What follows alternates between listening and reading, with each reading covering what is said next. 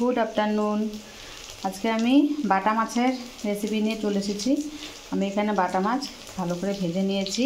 কড়াইয়ে তেল বসিয়ে দিয়েছি। তেলে কালো জিরে ফোড়ন দিয়ে শুকনো লঙ্কা পেঁয়াজ ভালো করে ভেজে নিয়ে এখানে আমি পেস্ট করে নিয়েছি সরষা পোস্ত আর শুকনো লঙ্কা পেস্ট করে নিয়েছি একসাথে। এটা ভালো করে পেঁয়াজ ভাজা করে এটা দিয়ে দিব। পেঁয়াজ ভাজা হয়ে গেছে, এবার আমি পেস্টটা এখানে দিয়ে দিলাম। লবণ হলুদ দিয়ে দিলাম।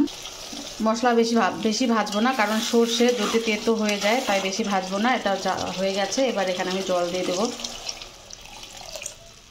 জলগুলো ফুটে উঠলে মাছগুলো ছেড়ে দেবো। ঝোল ফুটে উঠেছে, এবার মাছগুলো ছেড়ে দেবো। মাছগুলো দিয়ে দিয়েছি।